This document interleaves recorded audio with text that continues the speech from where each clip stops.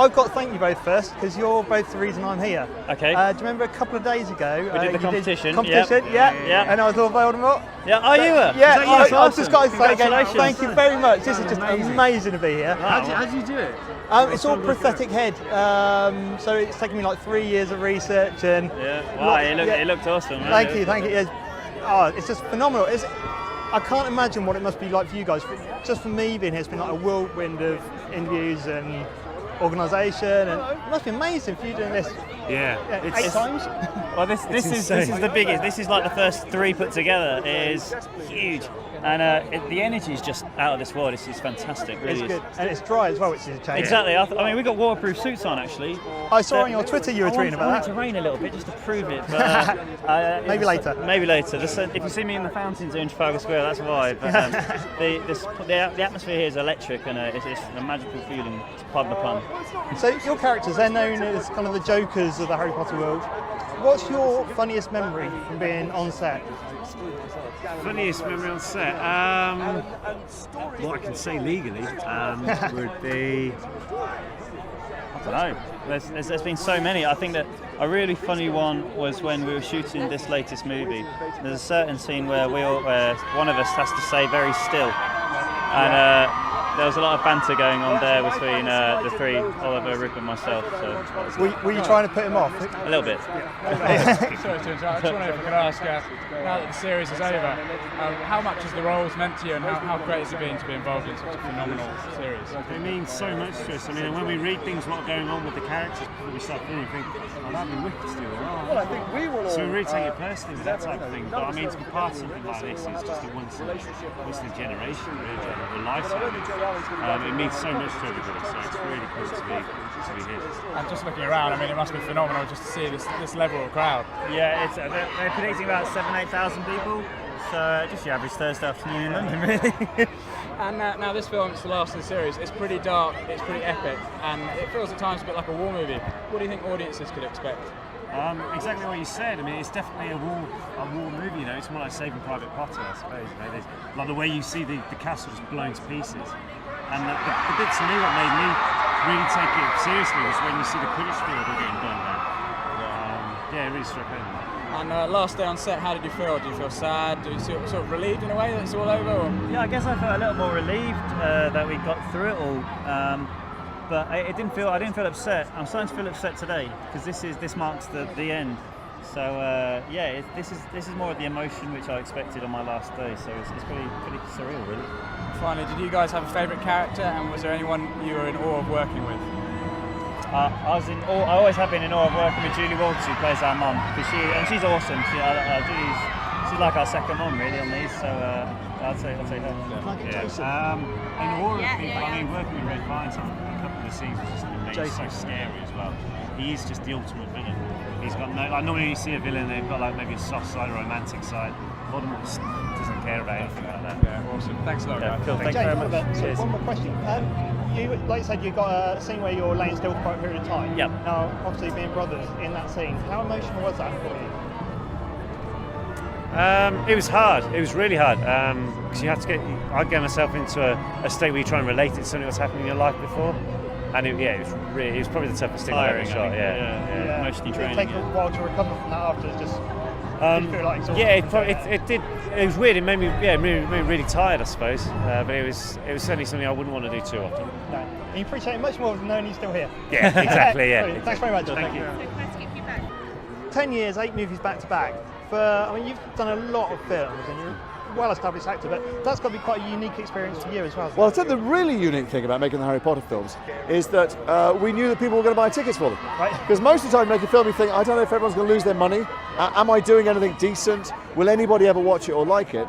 And there's a different thing with Harry Potter. We were all kind of buoyed up on a tide of love and hope and expectation. And you knew from within the first one that from the caves of Azerbaijan to the skyscrapers of Shanghai, they loved these characters, they love these stories, and it completely empowers you to do your best work. It is like a universal story, like you say, it travels so well. Well, it's funny, people ask, will we be sad? And wonder what the answer will be. Yes, the truth is we're all heartbroken, And the books are about loss. The books are about death and coming to terms with mortality and a chapter closing. So it's appropriate that we're all here today and that everyone's going to feel very sad.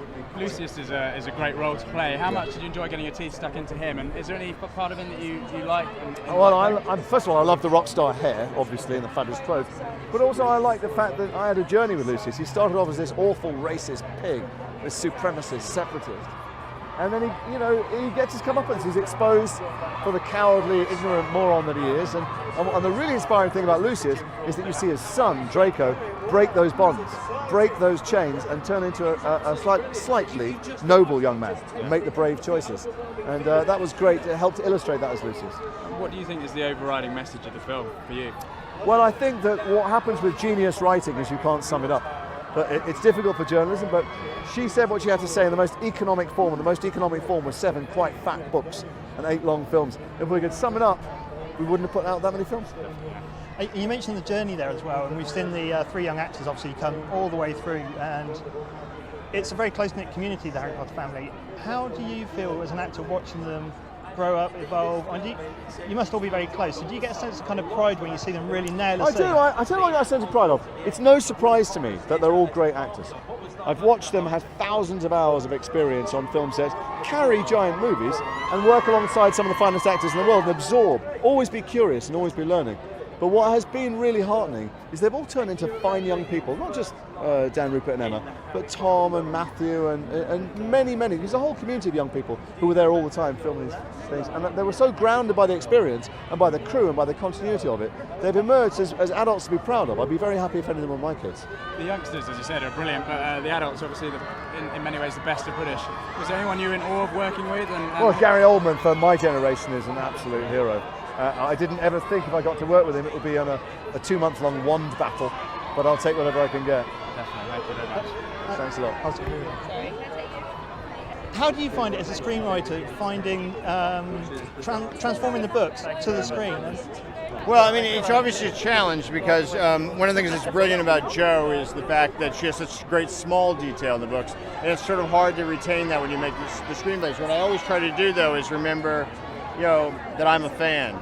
So I try to actually put on the page the movie I want to see, and trust that, it's hopefully going to be the movie the other fans want to see. And have there ever been any scenes that you've written and then they haven't kind of made it into the final script, and you're like, I really like that, but then through discussions... They weren't? Yeah. Well, I don't know, I can't even think, God, I'm not even going to think on my feet. I mean, there's been plenty. I mean, just because we always try to get as much in as we can, and we have the limitation really of being about 2.5 hours. So I can't think of anything offhand. I wish I could. I should have prepared more. That's right. What's been the most fun one for you to convert?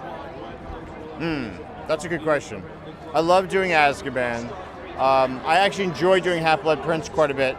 I think the last one I'm very proud of as well, just because there's some things in it like the dance sequence, which I'm particularly proud of, and I think Emma and Dan are brilliant in. So that's one that was Hallows was such a challenge that it's been pretty satisfying for me. And what are you working on now? Don't know yet. It's possible I'm going to do Curious Incident of the Dog in the Nighttime for myself, because I go back to directing. I'll write and direct that. But Warner Bros. Brought me that several years ago, so I may go to that. Brilliant. Okay, thanks very much. You bet. Cheers. Your first time on set, that must have been quite a unique experience for you. Was that kind of unnerving for you? Or my first day on set? Yeah. It was okay. We were in Wales. There was only 150 people there rather than like 380 people, so it wasn't as mad as it could have been. My first day in London was much scarier. I found that terrifying, but I got over it, and as you're meant to do, I suppose, as an actor, and I think it ended up being okay. And how's it been acting with your dad? It's great. I've worked with my dad a few times before, so it was not unusual. I'd done it before that, but and I didn't have a lot to do at the minute, but it was nice being with him on set and seeing all these amazing actors like David Thewlis sitting back and listening to my dad while he gave his lines. I was really impressed by that and very proud. And is he the kind of dad that you go home and he goes, oh, you should have done it this way, son, or is he really... No, I mean, we don't live together as well. I mean, there's a few things. No, he's supportive in everything, and guiding hand when I need it as well, yeah. That's the boat worlds. Excellent. Yeah. And what are you most looking forward to in this film for the fans to see? That Emma. Emma just arrived. Yeah. Oh, fantastic. Gosh, looks great. Most looking forward to in this. I think I'm looking forward to I'm looking forward to the last Horcrux going. I think that would be good fun. Okay, so if you had to create a Horcrux, what would you use as your special object? I think I would use. I was saying this earlier. I think I would use one of my shoes, one of my yellow shoes, because I stole them from a set and they're actually painted yellow. And I think I would use one of those because no one would guess. You know what I mean? Yeah, that would be my idea. Brilliant. Thanks very much. Thanks very much. Nice to meet you, man. I don't know. I just feel very proud to have been a part of it all. Hi Matthew. How's it going? Very good, thanks. You? Yes, I'm. It's fantastic. I'm Kieran Thomas. I'm reporting for Yahoo Movies. I'm here as a competition winner, so Wicked. thoroughly soaking up this experience and taking the opportunity to put questions from various fans. It's pretty mad, isn't it? Yeah, I can't imagine you doing this all these many times. Do you ever get used to it? No. I mean, you never get used to a Harry Potter premiere full stop, let alone this one. It's just mind-blowing. I mean, they're still making noise now, and I've never felt quite as emotional as when I got up on that podium and heard all of that. Yeah, a lot of memories. So in this film we obviously see a different side of Neville. He's really developed in this film. What's the most challenging bit for you in this? The most challenging thing this year was working one-on-one with Ralph Fiennes. I mean, the man is a god when it comes to acting, and I am so in admiration of his work. And yeah, I remember being absolutely terrified coming to work that day, and yet loving every minute of it. The challenge of that, I mean, knowing that I was coming up against him, I had to really raise my game. And I've not seen the film, I don't know if it's any good, but yeah, I just enjoyed every minute of it. To be able to say I had that experience with Ralph Fiennes, superb.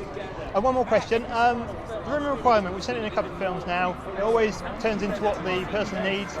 What would you have the room of requirement turn into? What would I have the room of requirement turn into? I don't know at all. I mean, what do I require? This is nice. I wouldn't mind this being in there. This would be all right. Yeah. It's like if I wake up and I'm feeling in a particularly low mood, I can just open the door and have this lot scream at me. Shut it again. Just just shut it away. Just pick me up, in the morning. Perhaps that. Yeah. Lovely. Thanks very much. Thanks a lot. Cheers. Nice to meet you. Hi. See you again. How's it going? This has been an amazing 10 years, 8 films. You've worked with some amazing actors. Who have you most enjoyed working with, and who have you kind of looked up to and learned the most from? So many, really. I mean, Julie's always been quite special to me. I mean, she's amazing. I worked with her on another film, and she's just such a lovely person to kind of have on the set. And Alan Rickman as well. He's just he's quite intimidating, quite a lot. He's not around me, but he's just amazing. And in this film, he really is the heart of it, really. How difficult will it be for you to move on from Harry Potter now, do you think? Yeah, it's going to be difficult. I mean, it's been 10 years, and that's such a long time, especially when you start when you're 10. So it's going to take a while for me to kind of come to terms with that, and yeah, we'll see how I go over it. Take a step back, let it rest, and go from there. Yeah. As a director, what's the biggest challenge for you for creating a Harry Potter movie? It's always the adaptation process which is challenging, because Joe's given us such rich material and there's so much of it. It's deciding what to keep in and what to leave out. And I work with a wonderful man called Steve Kloves, who's the writer. And on Order of the Phoenix, I work with Michael Goldenberg. And so that's always a tricky journey from page to screen. Because you don't want to annoy people by leaving their favourite bits out. And actually Joe's writing is beautifully textured and layered. It's very character driven. And movies need more of a through line sometimes, a simpler plot through line. So it's balancing that wonderful textured layered world with the needs of a movie, a 2 or 3 hour, 2.5 hour movie. So that's always tricky. You've also got the fight scene with Bellatrix. Yes. How much fun was that? That was fantastic. And she gets it. She gets it in the end. It was really, really good fun. I loved it. I get a bit of action, a bit of inner action hero came out. Yeah, it's great to see the other side of Molly coming out, isn't it? Yeah. Brilliant. Lovely. Thanks very much. Cheers. Okay, that's a pleasure. Thanks. How have you found the role of Dumbledore? And obviously there was the previously Richard Harris, who I understand was a close friend. I don't know. I never thought. You get rung up to play a part, and you just play it, don't you? I play myself essentially. Dumbledore's quite a nice man, so I'm quite nice. So they stick the beard on, moustache, wig, and a slight Irish accent, and that's how you do it. How long did it take you to get up into all the makeup? Well, I used to tell everyone it took hours, because that gives you more time. But it took 10 minutes. Right. You've had an incredibly distinguished career, but can anything quite beat the sort of mania that goes with Potter? Oh no. I've been in hundreds of plays in the West End and the National, the RSC. Nothing like this. People just go mad for it. I know, they just love it. I wish I knew the secret. I suppose it's just the story, the writing. How much have you enjoyed being involved in the 8 films over the years? It's wonderful. I've been here for 7 years, and it's like a pleasure every day going to work. It's just fun. And it's an incredible cast, like the best of British. Yeah, I know. Who did you enjoy working with most? We're all mates. Well, I like Dan. When he was a boy, when he grew up, he became so arrogant. He doesn't speak to me now. He's a movie star, and he's on Broadway, isn't he? And then he's in a movie in the film in the West End. And I've become nothing to him. He's got the world in his hand now. What is it about the Harry Potter films that you think has made it so special? Well, it must be the writing, mustn't it? It must be the writing and the concept. Have you read all the books as well? Of what? Have you read all the books? Well, I flicked through them to see if I'm in them. And then she killed me off near the end. Yeah, that's a bit harsh. That was a bit upsetting. Yeah. Said I was gay and then killed me. Thanks very much. Thanks a lot. Take care. I had a lot of questions coming from the fans, and one of the questions was, what's your biggest challenge as a producer to bring the films to the screen? Well, the biggest challenge always is actually trying to make a film that Jo will be happy with when she looks at it, because she's really cool about the fact that a book is a book and a film is a film, and not all authors are. But so that's really good. It allows us to try and make a proper film narrative, a screen narrative, without being tied verbatim to the book. But nonetheless, she's still got to see it and come out of it thinking, I really like that. And so that is the biggest challenge, because if she likes it and you and the rest of these people out here like it, we've done a good job. If you don't and she doesn't, then we've done a bad job. And how far in advance, because obviously at the beginning she was still writing books, and then further on down the line things had to be changed, sets had to be repositioned, that kind of thing. How big a challenge is that?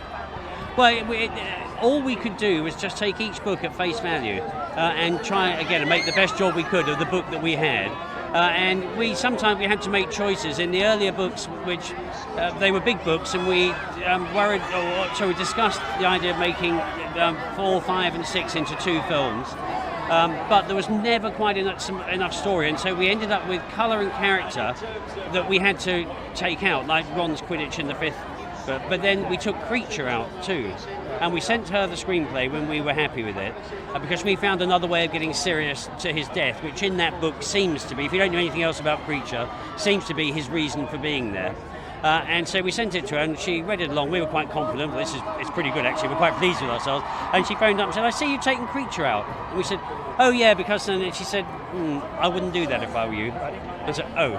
So we then had to find a way of putting Creature back without making the script 4 hours long, but we had no idea why. Oh, so that was the way it worked. We had to make each book as it was, take each book as it was, and hope that we knew that she would guide us if we were stepping offline. Brilliant. Lovely. Thanks very much. Cheers. Great. Nice to see you. Hello there. How are you enjoying the atmosphere today? It's amazing, isn't it? Trafalgar Square. It's extraordinary. And it's dry. I've never been. Yeah, and it's dry. Yeah. I fell over about 2 premieres ago. Oh, that was embarrassing. You can see it on YouTube. Honestly, in this film we see the death of your on-screen son. How difficult was that for you as an actor? Well, it wasn't very nice. Are you growing up with them? Did you find kind of an attack? Yeah. It was difficult for me and Julie to deal with that. Have you spoken to the wife? Sorry? Have you spoken to the wife? Yeah, she passed around not too long ago. She's very good at coming early, Julie. She'll be settled down now with her popcorn. And one more question. Arthur Weasley's got a wonderful fascination with muggles. Yeah. If he wasn't working in the ministry and he had to get a muggle job, what do you think he'd do? What would be his dream job? Dream job? Working in a science museum, I think. In a science museum? Yeah. Excellent. Brilliant. Thanks very much. Thank you. here with a lot of questions from fans now. Obviously, the big one is the kiss. Yeah. You're probably sick of talking about it by now, but yeah, I mean, everyone people at should home. know. No, it's been such an exciting part of my character for Ginny to suddenly be involved in Harry, and what was so great about it is we know each other so well, so we were able to have fun with it and have it as part of the job. So. Excellent. If you could cast any spell in reality, what would it be? It's not a spell, but I've always loved apparating, that idea of travelling quickly somewhere, and I forgot what it is, but when you unlock doors, that'd be pretty cool to get into. Alohomora. Yeah, Alohomora, into secret places you can't go. Pretty fun. Excellent. And if you had a darker side, you had to bury part of your soul in the Horcrux, what would you choose? To put something into it. No, I guess it has to be something that really means something to you. God, that's pretty hard. I wouldn't want to split my soul, but that's really painful. I don't know. I guess it would be, a piece of jewellery that's something that, you're connected to, or a picture or something. I don't know. I guess something that's close to you is most powerful. At one point, with 1,500 crew working on the electronics and so forth. So for the Seven Harry scene, for example, it was green screen, wasn't it? And they used computer tracking to put you in. Well, computer sizing it's called. What they do is they sample you. They put you in a big box and run cameras up and down you. And then they go, that can't be right. Surely no man should be that big and still alive. And then they put it through a program that sizes you. They can actually size you. They can say, I want him to look 8'6" in a group of 250 people. And it just, not quite like that, but very clever stuff. It's extraordinary. But no, they've invented an awful lot of CGI tricks that didn't exist even 5 years ago. Where do you see this one? Where do you see the stuff? Looking forward to it. It'll be brilliant. Fantastic. What's it been like watching the children grow up as you made the film? It's been delightful because they're such nice children. It's like watching your nieces and nephews. I'm very fond of them all, actually. I'm going to miss them. Thanks very much. Thank you. Where do you see the next technology going with his films? I have no idea. I think 3D will, there's only so much you can do in terms of sophistication of 3D, but technology is constantly being pushed. I don't know where it's going to go. Obviously, it's going to come into the home a little more, 3D TV, but I have no idea when it's going to go. I ended up being really pleased with the 3D we did on this film. It's quite discreet. I mean, it enhances the film in some ways. I think David Yates used it in quite an expressive way, restrained at times and at times making it quite 3D. So I think it's really effective and emotionally involving. Lovely. Thanks very much. Thank you very much. Thanks. So you're playing tonight? Yeah, I am. I'm going to smash it out, man.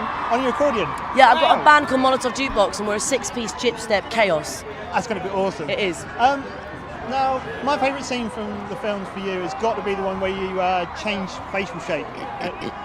I wish I could do that, man. It'd be so cool. I was just going to ask, do you think you could I'd do be that? an otter. That's what I'd change into and go around swimming. Bang. Yeah. And how did they do it? I mean, it's obviously CGI, but did you have to do a similar kind of thing to Ralph, where you had all the dots and stuff? No, you had a few dots, and then you had to I did a bit of the noise, whatever, and then they put a silver ball in front of you, and then next time you see yourself, you look like a duck. Amazing. And were there any transformations that we didn't? Wow. JK? Yes, JK. Were there any transformations that we didn't get to see on screen? Yes.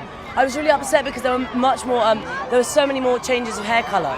Right. So they didn't do, and I was really hoping for that. So you'd really get, and a few battle scenes, my hair goes white because she's ready. Right. And I like that. And unfortunately, they took that. Obviously, they have to cut stuff out, man. It's too much. Yeah. No, brilliant. Thanks very much. No worries. Thank you. Yeah, I'm good. Thank you. How are you? Very well. Now in this film we see you play two characters. We see you play the lovely Professor Flitwick and the rather darker Griphook. What was it like playing two different characters, and which did you enjoy the most? Both the characters are very different. Flitwick's obviously a professor, so he's a good guy. Griphook, you never know where you are with him. I mean, is he a villain? You should never trust a goblin, and certainly Griphook is, an untrustworthy character on many levels. And it's always more fun as an actor to play a baddie. So he's a great character. And some of the other guys have been asking what they're doing next, but I actually know with you, you're working on a series, aren't you? Indeed, I'm currently filming Life's Too Short with Ricky Gervais and Stephen Merchant, a TV show for BBC Two and HBO. It's terrific. I'm so excited. We've got a couple of weeks left to shoot. 7 episodes of terrific comedy, hopefully. We'll see. And you've had like a wonderful career. I mean, obviously from like Star Wars, Willow, all the way through to Harry Potter. You should really write a book, shouldn't you? I do have an autobiography. Size Matters Not. Yeah, it's been out for a year or so. I think a paperback comes out later this year and a hardback in America. So. Thanks very much, Rory. Cheers. Take care. So almost 10 years, 8 films. Is this a sad one for you? I mean, of course, it's been more than half my life. It's incredibly sad. And, I mean, I guess I'll never attempt something like this in my life. So again, this scope and scale.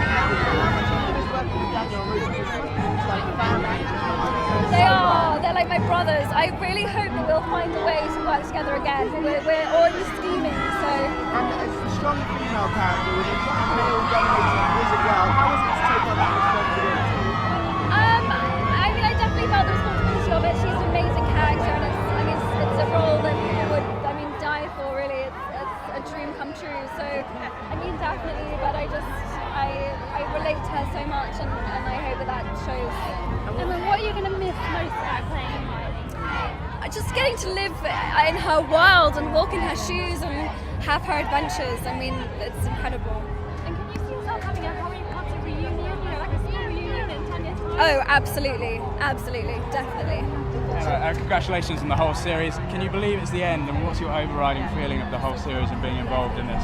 I mean, it's almost impossible to process. It's so much to try and take in.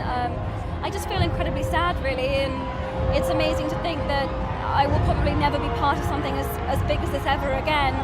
I don't know what to say. Do you have a message to all those amazing Potter fans out there? I really will. I mean, the support that we have, and I mean, people have been camping out here for 3 days. They've flown thousands of miles, and they truly love what we do. And as an actress, to be part of something that people really love that much is just wonderful.